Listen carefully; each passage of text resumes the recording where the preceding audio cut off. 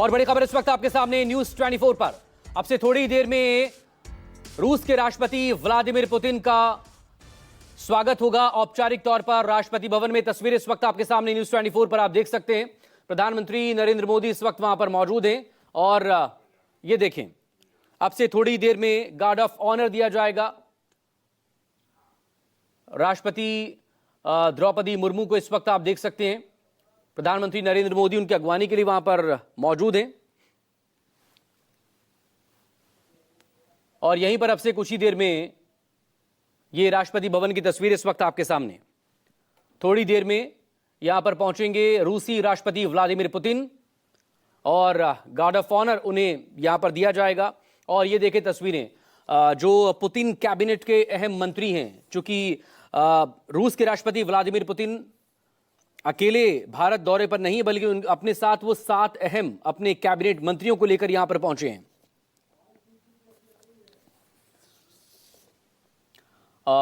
आज अहम समझौते भी होने हैं। पहला आज का जो कार्यक्रम है वो यही कि अब से थोड़ी देर में राष्ट्रपति भवन में गार्ड ऑफ ऑनर दिया जाएगा व्लादिमीर पुतिन को। इसके बाद राजघाट पहुंचेंगे, राष्ट्रपिता महात्मा गांधी को वहां पर श्रद्धांजलि देने के लिए। सत्य और अहिंसा के सबसे बड़े पुजारी जो कि राजघाट में समाधि में लीन हैं, वहां रूसी राष्ट्रपति व्लादिमीर पुतिन पहुंचेंगे उन्हें श्रद्धांजलि देने के लिए। और इसके बाद करीब 12 बजे का वक्त है जब हैदराबाद हाउस में पीएम मोदी से मुलाकात होगी और बायलैटरल टॉक्स वहां पर होंगी। मेरे सहयोगी, मेरे वरिष्ठ सहयोगी संजीव त्रिवेदी इस वक्त मेरे साथ यहां पर जुड़े हुए, लगातार पुतिन के दौरे को वो कवर कर रहे हैं। संजीव, अब से कुछ ही देर में राष्ट्रपति भवन में गार्ड ऑफ ऑनर दिया जाएगा पुतिन को। इसके बाद राजघाट पहुंचने का कार्यक्रम है और सबकी नजरें टिकी हुई है हैदराबाद हाउस में होने वाली बायलैटरल टॉक्स पर, द्विपक्षीय वार्ता जो होगी। संजीव,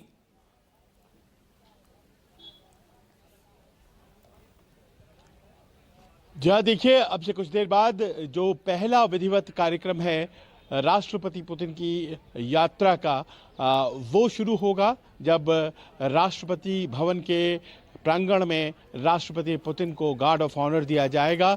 और ये गार्ड ऑफ ऑनर जब दिया जाएगा उस वक्त, जैसी कि परंपरा है, राष्ट्रपति प्रधानमंत्री के अलावा विदेश मंत्री मौजूद होंगे। इसके अलावा हमारे सर्विस चीफ्स भी उस वक्त मौजूद होंगे और दिल्ली के लेफ्टिनेंट गवर्नर भी मौजूद होंगे। कई कैबिनेट मंत्री भी मौजूद रह सकते हैं। ये पहला कार्यक्रम है और चूंकि सुप्रीम कमांडर हैं अपने आर्म फोर्सेस के, राष्ट्रपति पुतिन अपने देश में, यहाँ उनका स्वागत।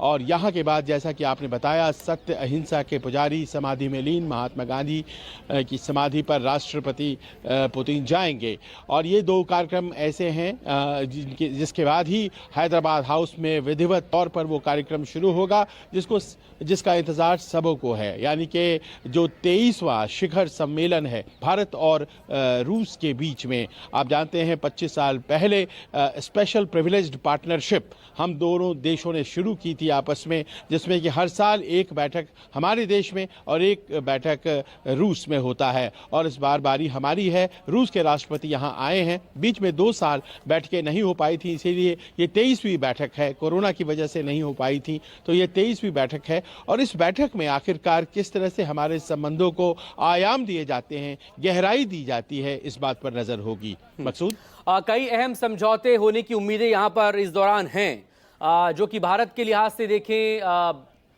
स्ट्रैटेजिक लिहाज से हम देखें, क्योंकि इस वक्त जो पूरी दुनिया में जो बहुध्रुवी एक जगह पर खड़ी हुई इस वक्त पूरी दुनिया, ऐसे में भारत को अपनी मौजूदगी भी दर्ज करवाना है। हर कोई चाहता है कि भारत उसके साथ रहे, मजबूत रहे। लेकिन इस पर एक थोड़ा कमेंट कर दीजिए संजीव।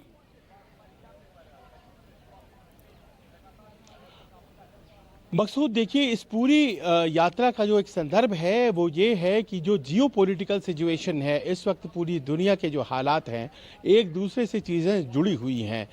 पश्चिम ने और अमेरिका ने हमें लगातार कहा कि आप तेल न खरीदें रूस से, क्योंकि रूस तेल बेचता है और जो पैसे आते हैं उसी से वो युद्ध लड़ रहा है यूक्रेन से। लेकिन हमने इस बात को बहुत जोर देकर कहा कि हमारे लोगों की फ़ायदे में जो बातें होंगी हम वो करेंगे, और अगर हमें सस्ता तेल मिल रहा है रूस से तो हम वो लेंगे। और उसका नतीजा आपने देखा कैसे हमारे ऊपर 25% एक्स्ट्रा टैरिफ लगा दी गई, और उसके बाद अब तो प्रतिबंधों का दायरा भी सामने आ गया है। और ऐसे में ज़रूरी है कि जब हमारे ऊपर टैरिफ लगे हैं और अमेरिका जो हमारे गुड्स का सबसे बड़ा डेस्टिनेशन था, सबसे बड़ा गंतव्य था, हमें नए गंतव्यों की तलाश है। और आज तक हमने देखा है कि रूस के साथ जो हमारे संबंध रहे हैं उनका आयाम ज़्यादातर सैन्य रहा है, मिलिट्री रिलेशनशिप हमारी रही है। और ऐसे में क्या आज जब हैदराबाद हाउस में प्रधानमंत्री और राष्ट्रपति पुतिन मुलाकात करेंगे, हम अपने संबंधों को व्यापारिक दिशा देने में कामयाब होंगे। क्योंकि इस बात को आप भी मानेंगे कि जो हमारा एक्सपोर्ट है वो बड़ा ही कम है और जो हमारा इंपोर्ट है वो बहुत ही ज़्यादा है, चाहे वो तेल को लेकर हो या सैन्य साजो सामान को लेकर हो। तो आज हमारी कोशिश यही रहेगी कि हम अपने संबंधों को व्यापारिक दिशा दे पाते हैं या नहीं।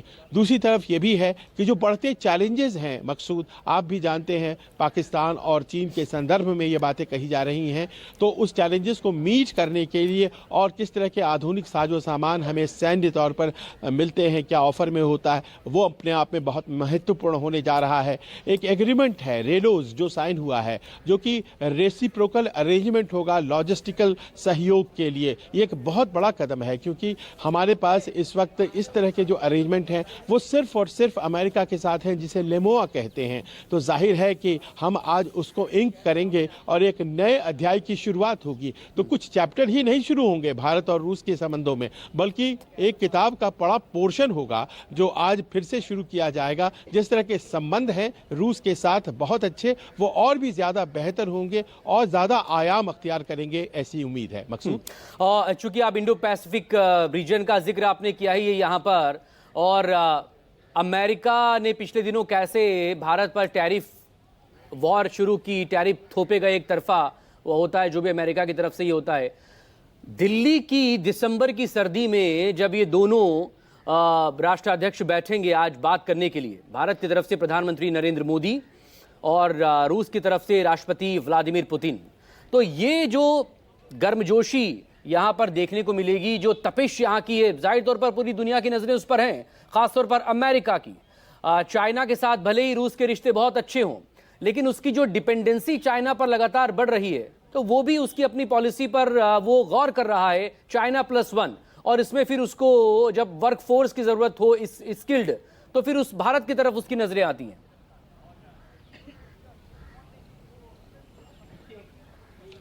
बिल्कुल सटीक बात आपने कही है मकसूद। देखिए, ऐसा है कि न सिर्फ चीन बल्कि पाकिस्तान, और ज़रा दूर चलें तो पश्चिम यूरोप के कई देश, और इसके साथ ही अमेरिका, ये 4 ऐसे डेस्टिनेशन हैं जो आज यहाँ नई दिल्ली में जो मुलाकात हो रही है उनकी नज़र इस पर होगी, और बहुत ही ज़्यादा बारीकी से वो समझेंगे कि आखिरकार ये जो संबंध हैं वो किस तरफ जा रहे हैं। इस वक्त पुतिन साहब ऐसे नाजुक मोड़ पर अपने राजनीति में आए हैं भारत, जब पूरा पश्चिम उनसे नाराज़ है और उसे ये लगता है कि यूक्रेन के पीछे लामबंद होना ज़्यादा बेहतर है उनके अपने लिए। और ऐसे में उनके मित्र तो चीन और भारत ही है ना, और बहुत ज़्यादा, जैसा कि आपने बताया, चीन के ऊपर निर्भरता किसी भी देश के लिए उचित नहीं है, रूस के लिए भी उचित नहीं है। और ऐसे में काउंटर बैलेंस करने के लिए भारत के साथ मित्रता और प्रगाढ़ता अपने आप में रूस की भी ज़रूरत है।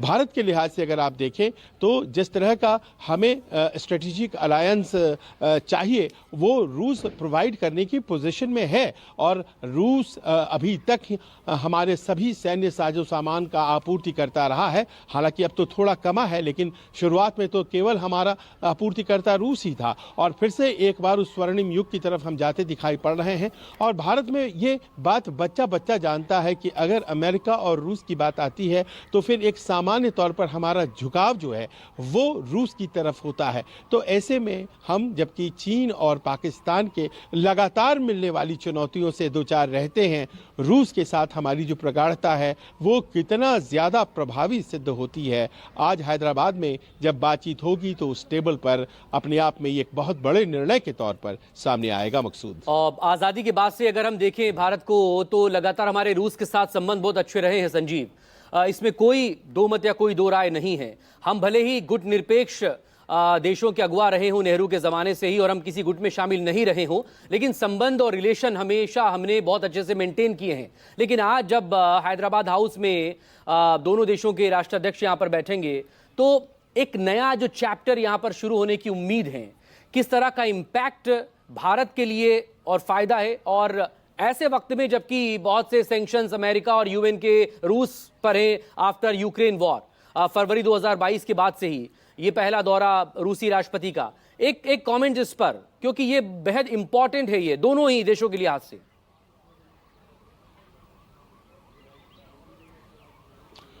देखिए, इस बात को महसूस किया जा सकता है कि जो शांति योजना अमेरिका के द्वारा तैयार की गई है वो देर सवेर दोनों पक्षों के द्वारा मान ली जाएगी। यानी कि रूस यूक्रेन युद्ध अपने आखिरी चरण में प्रवेश कर चुका है। ये बात करीब करीब दुनिया के सभी रणनीतिकारों को पता चल चुकी है। आखिरी वक्त पर रूस की कोशिश ये हो रही है कि वो ज़्यादा से ज़्यादा ज़मीन अपने हक में जितना ले सकता है वो ले पाए। लेकिन इसके बाद शुरू होती है रिकंस्ट्रक्शन का वो दौर शुरू होता है। और आप जानते हैं भारत और रूस के बीच आज एक मोबिलिटी पैक्ट भी साइन होने वाला है। ये मोबिलिटी पैक्ट हमारे कुशल और अकुशल श्रमिकों को रूस में काम करने की आज़ादी देगा, उन्हें बुलाएगा और करीब 10 लाख लोग शुरुआत में रिकंस्ट्रक्शन जो होगा रूस के कुछ इलाकों में और फिर रूस द्वारा यूक्रेन का जो हिस्सा लिया गया है उन इलाकों में, उसमें हमारे